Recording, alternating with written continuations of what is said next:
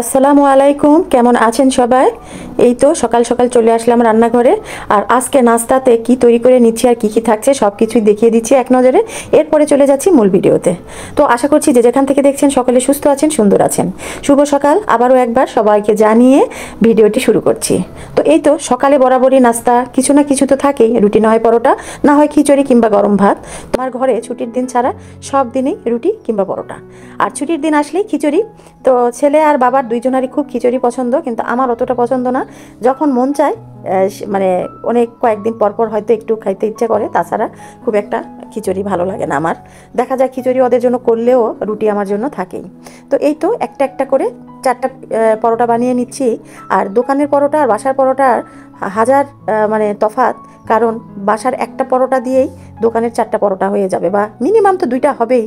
তো এই জন্যই বাসার পরোটা দেখা যায় দোকানের 2টা খাইলে বাসার একটা খেলেই চলে। পরোটার সাথে থাকবে ডিম ভাজি, পরোটার সাথে ওর বাবা আবার ডিমটা ভাজি খেতেই পছন্দ করে। তো আমার আবার ভাজি ডিম অতটা পছন্দ লাগে না, তাই আজকে সিদ্ধ ডিম করে নিয়েছি আর হাফ বয়েল করে নিয়েছি। আর ওর বাবা খাবে একবারে ভাজি। তো পেঁয়াজ কাঁচামরিচ দিয়ে ভেজে নিয়েছি। তার আগে পরোটার খামিরটা আমি সকালে ঘুম থেকে উঠেই সকাল সকালে কিন্তু রূপক চলে গিয়েছে স্কুলে। তো এখন প্রায় 9টা বাজতে যাচ্ছে। এখন আমি রান্না মানে আমাদের জন্য নাস্তা তৈরি করছি। আর ভোর 5:30টার সময় একবার নাস্তা তৈরি করে রূপককে খাইয়ে দিয়েছি। তো এই তো সকাল থেকে, আর মেয়ে যদি বাসায় থাকতো তাহলে 12টার সময় আবার একবার নাস্তা হতো, মানে আমার নাস্তার পর্বই চলে 12:30 পর্যন্ত। দুপুরে রান্না তাহলে কিভাবে তাড়াতাড়ি হবে বলেন তো? তো যাই হোক, যেভাবেই হোক ছোট দিনের বেলায় একভাবে না একভাবে চলে যাচ্ছে। আর ছেলে পেলে সবসময় সবাই একসাথে থাকেও না, দেখা যায় এ আছে তো ও নাই, ও আছে তো ও নাই।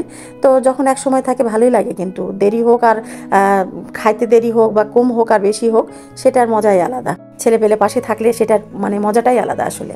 তো এই তো কথা বলতে বলতে কিন্তু আমি 3টা-4টা পরোটা বানিয়ে নিলাম। আর পরোটা আমার যেমন তেমন হলে চলে না, আমি পরোটাটা রুটিতে নজর না দিলেও পরোটাতে প্রচুর মানে নজর দেই। কারণ পরোটা যদি না ফুলে আর আমার মনের মতো না হয়, তাহলে সেই পরোটা আমি খেতে পারবো না। পরোটা ফুলে একবারে দুমদুমা হয়ে যাবে, সেটা তো দেখতেই পেলেন। এক একটা পরোটা প্রায় ফুটবল আকৃতি হয়ে গিয়েছিল। তো এরকম পরোটা হলে কি হয়, ভিতরে প্রত্যেকটা ভাঁজ একটা একটা করে একবারে গোনা যায় পরতে পরতে, আর এটা খেতেও খুব ভালো লাগে। তো পরোটার অনেক রেসিপি আমার আছে, কিভাবে কোন পরোটা কি দিয়ে বানাই। তো আপনারা যাদের প্রয়োজন তারা দেখে নেবেন, আমার ভিডিও লিঙ্কে দেওয়া আছে। আর এই তো আজকে খুব সাধারণ করে পরোটা বানিয়ে নিয়েছি, সাথে থাকছে গরু মাংস রান্না করা ছিল।